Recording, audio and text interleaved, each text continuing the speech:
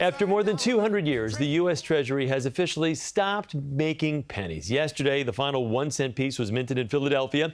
The Treasury cited a number of reasons for ending penny production, saying there are more pennies in circulation than are needed for commerce and that the current penny costs nearly 4 cents to make. Joining us now, John Feigenbaum, Executive Director of the Professional Numismatists Guild. And in case anyone doesn't know, numismatists are rare coin dealers and collectors. And thank you for being with us. Good to have you. My pleasure. So first, the penny, it's really not going anywhere since there are still billions out there and they are still a legal tender. But what's your reaction to them no longer being minted?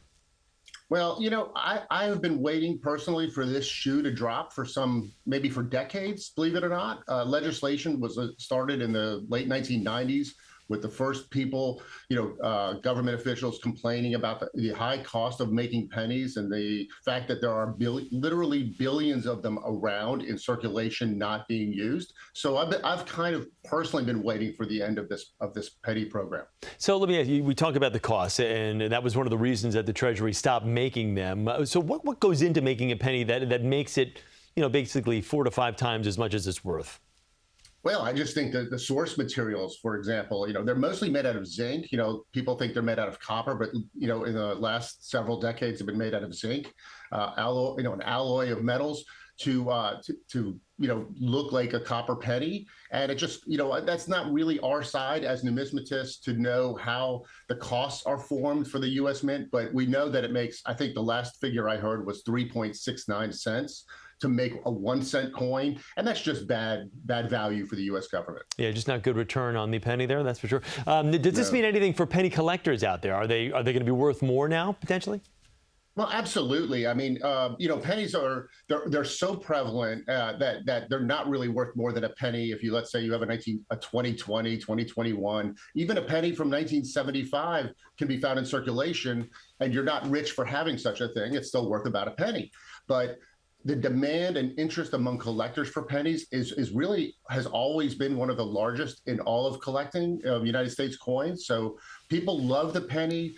And they love building folders. It's a great way for parents to teach children about history and things like that. President Lincoln has been on the penny since 1909. It's a big deal. And so getting rid of them brings a lot of light to the subject. And we're very excited at the PNG and at Whitman Publishing, where we publish books about the penny, price guides and things like that. There has been a tremendous demand.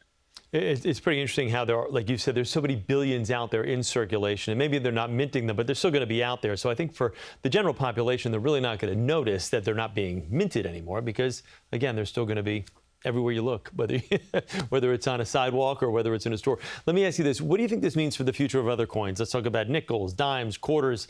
Is this next on the horizon, possibly?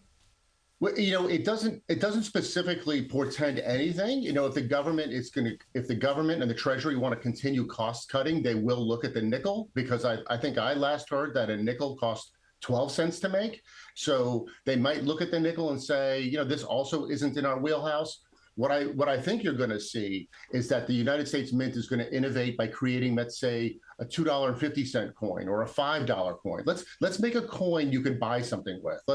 Let's go to Starbucks and use a coin and get a cup of coffee is my measurement. And you certainly can't do that with a penny.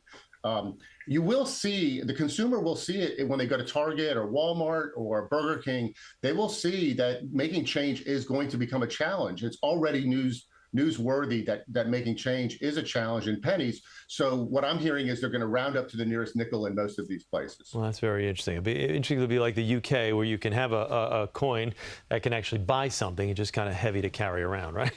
Right. It sure would be nice. Yeah, sure would be nice. John, thank you. Good to see you.